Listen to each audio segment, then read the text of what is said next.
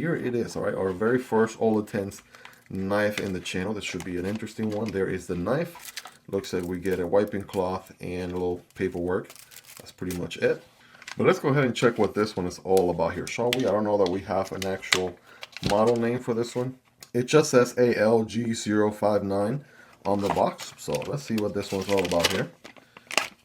All right, here we go, guys. Okay, we definitely have some Ultim going on here, right? PEI, let me get it right, Miguel. PEI scales going on here. We do have the micro milling going on this one, which adds grip and texture, right? Check that out. Getting you a closer look. Hopefully the camera is picking that up, right? And doing it justice here. But yeah, that fine micro milling absolutely helps a ton with the grip, no doubt about it. We do have, looks like we have multiple deployment options here. We got a front flipper, we got a back flipper. We have thumb studs for deployment on both sides. Seems to be a liner lock here with a deep pocket carry clip. Somehow not reversible, I don't know why. T6 pretty much everywhere here except the pivot, and it looks like the thumb studs might be T8 as well. Well, that being said, let's go ahead and get this thing deployed here. It looks to be a good size knife, so there we go. All right, well, that was a little bit not as satisfying as I would have wanted. There we go, that's a little bit better. We have a clip point blade or Bowie blade. This is an interesting one. We have the Olitans logo, definitely very pronounced on the blade there, a little bit on the billboarding department.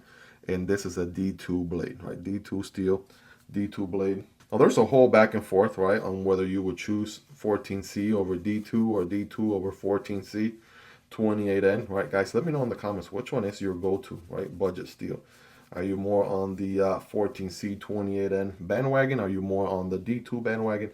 Let me know. I'm just curious to hear, right, what you guys' thoughts are on each steel. But yeah, so we got a liner lock here. Let's check the drop. All right, drops really nicely. Our front flipper is really, really good. By the way, that is a satin finish with a flat grind. Looking absolutely gorgeous. That's one thing I'm going to give it. I mean, come on. That is one good looking blade for sure. Got some belly to it. Even a pokey tip as well, right? That works. But good access to the liner here, by the way. A little bit of a cutout on the show side. Easy to disengage. All right, absolutely. And the lockup is going to be about maybe 30%, 40% or so. There's your D10 bowl, right? And yeah, very easy to just push to the left here, right? And you are good to go. Now it's not a drop shot. It's a little bit of a shake shutter, or at least, you know, brand new out of the box. Maybe it breaks in nicely, but check that out. Front flipper actually feels nice. We have plenty of jimping there, which is good. Absolutely helps with the deployment. Back flipper. Oh yeah, obviously that's gonna work. We have jimping there, which you'll be surprised. I've been seeing so many brands not putting jimping on something as simple as a back flipper. Like, come on, that's like knife making 101. Why wouldn't you do that? It makes no sense. But yeah, you can light switch it. You can, let's see if you can push button it. Yes. Can you fell it? Yeah, I guess if you don't try and you block the front flipper, then you could fell it. But yeah, as long as you put some amount of effort, you should be good. Thumb deployment feels good there. Reverse flick. All right, not bad. Pretty nice. Pretty solid reverse flick there, if you ask me. All right, now that I've showcased all the deployment methods, and before I get carried away with fidgeting with it, right, let's check out the ergos. Now, ergos, I'm going to tell you this, right, they feel pretty good. They feel pretty good, especially with the handle getting a little bit thicker towards the back. That feels very, very nice there. And I can do this position here, hammer grip behind the flipper tab. That feels good. Of course, plenty of jimping here for your thumb. But, you know, forward choking with that good old pretty wide finger choil or sharpening choil there, that is where it's at. And that obviously means you can accommodate much bigger hands than mine. I have average size hands, not the biggest, not the smallest of hands, but clearly, right, you guys can see. Yeah, definitely feels pretty good on hand. I could also put my thumb here on this portion of the blade if I wanted to. That feels good. Maybe a little something like this if I wanted to do something with the belly or something. Right, can definitely do some tabletop cutting, some slicing and dicing, tabletop cutting with this belly for sure. Put it to work. And okay, so far so good. Check out the alignment there. That's pretty good. Smack solid in the middle. We have exposed liners all throughout. A matching PEI backspacer here with some crown jimping also going on. Dig that. Okay. So yeah, ergos are good. Pocket clip, I want to say, has this interesting shape going on there. but you'll be surprised. It's actually pretty comfortable. Maybe they're up to something, right? The fact that they cut this portion of the pocket clip right here, I feel like that helps a ton. I can barely feel the pocket clip at all. I'm gonna give it a good 9.5 out of 10. The only sunk, of course, would be it not being reversible. You know, if I'm a lefty, I can get in here and still, you know, enjoy this knife, I guess. So why not? Why not make it reversible? Now, it's not as ambidextrous friendly as, let's say, a crossbar lock or a button lock, but still, you know, reach around, boom, side of the index finger. There we go. And again, these are all just raw first impressions of this knife. You just saw me break the seal on it, so we're checking it out together. That's what we do on this channel. Next to a few other EDC knives here, the usuals in the channel. There's your MSI. There is the Stitch. Those are going to be slightly larger knives, obviously. Here's the PM2, and here's the Para 3. So very PM2 size by comparison, right? The Para 3 obviously is a little bit shorter.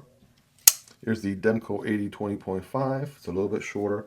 The Kunwu Chad is going to be a little bit longer. On the budget end of things, we got the Civivi Vision FG. Very comparable, maybe a hair shorter. Here's the Kizer Militaw, which is maybe a little bit longer, but definitely in the same vicinity, around the same ballpark for sure. And last but not least, here's the Porcupine from Vosteed and the CJRB Pyrite Light.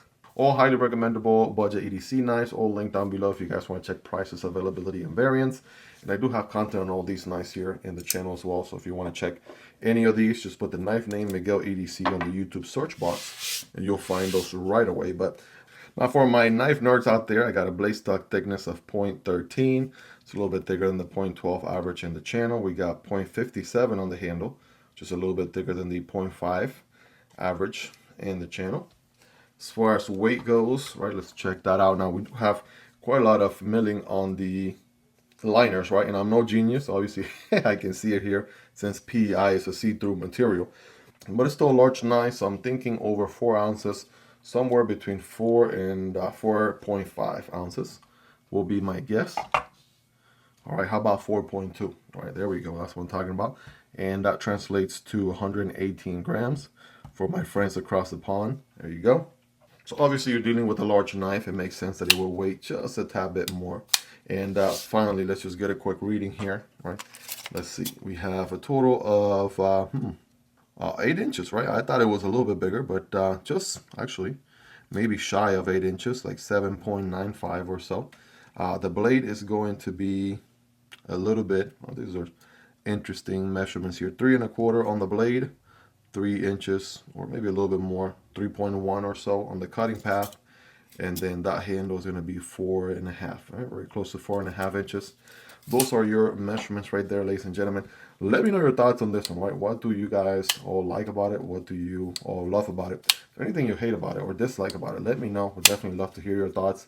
This one should be pretty affordable, right? If I know anything about their brand, they make budget EDC knives. This is, again, first model making a debut here in the channel, G059. I always like when companies give a more, you know, recognizable name, right? Like think Kershaw Leak, Civivi Elementum, Spyderco Manix 2. Right? These are names that we can at least remember, right? If you give me a whole letter soup or what have you, then obviously I'm going to have a much more difficult time remembering. So that's something to keep in mind there. I always recommend knife companies do instead of the generic letter soup or what have you. But guys, let me know your thoughts. All right, again, I really hope you guys got some value out of the video. If you did, smash that like button. And again, this knife and every other knife you saw in this video will be linked down below. So those help out the channel when you use those links, but that's entirely up to you and a 0 extra cost. Hope you guys really enjoyed this one. If you made it to the end, you're the real MVP. Hope you guys have a wonderful rest of your day. Take care, and I'll see you on the next one, either this one or this one. Peace.